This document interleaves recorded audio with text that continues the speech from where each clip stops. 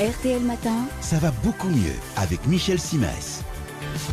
Bonjour Michel. Bonjour Yves. Mercredi, le jour des enfants, mais ça n'aura rien à voir avec notre sujet du jour. Absolument rien. Puisque ce matin, vous allez tenter de faire voyager notre assiette direction le Japon. Oui, j'ai découvert, ou plutôt redécouvert, parce qu'on s'en était déjà un peu aperçu, qu'au pays du soleil levant, on en pince pour les algues. On savait que certaines d'entre elles pouvaient être bonnes pour la peau, mais il se passe qu'elles peuvent aussi être excellentes pour l'organisme. Au Japon et plus globalement sur le continent asiatique, on en trouve dans toutes les assiettes. Alors si je vous en parle, c'est parce que l'Europe, alors j'ai pas le chiffre précis pour la France, mais l'Europe donc ne représente que 4% de la consommation mondiale d'algues. C'est en progression, mais c'est sans doute insuffisant au regard de leur qualité nutritive. En quoi les algues sont-elles bonnes, cher Michel? Alors d'abord, les algues contiennent certaines enzymes qui ne se nichent que dans les légumes marins. Ensuite, elles sont reconnues pour leur contenance en vitamines, en minéraux, en acides gras, en acides aminés et vous vous en doutez un peu, en iode.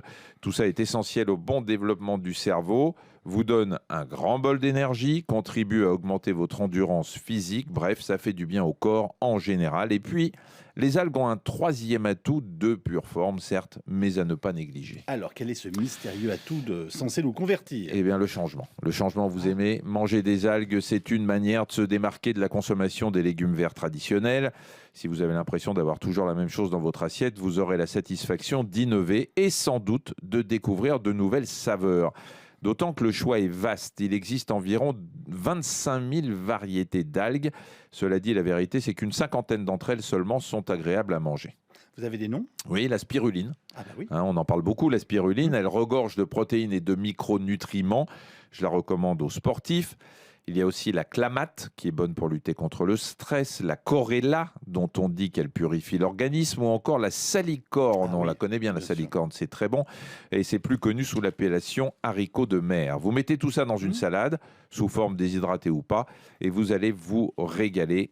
Il y a quand même un petit bémol. Oh là, je suis tout oui. Ouais, si je vous ai converti, ne vous emballez pas non plus, allez-y progressivement. Parce que si vous commencez une cure d'algues, il est possible que votre système digestif soit un peu surpris et en éprouve quelques troubles. C'est-à-dire? Eh bien, vous voyez à peu près, hein, le matin, on ne va pas détailler tout ce que ça peut entraîner comme problème digestif. Curieux, moi. Je vous le dirai hors antenne. Pour le reste, soyez rassurés. N'oubliez pas que les algues sont à la base de la chaîne alimentaire et que de fait, elles sont responsables de la création et du renouvellement de toutes les formes de vie.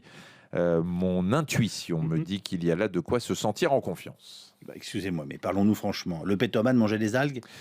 Non, mais ça peut entraîner des troubles digestifs à type de, je vais vous le dire délicatement, d'accélération du transit intestinal, vous faisant aller aux toilettes un peu plus que d'habitude. Mais vous êtes un excellent médecin, vous exprimez les choses avec beaucoup de clarté et délicatesse. Et de tact.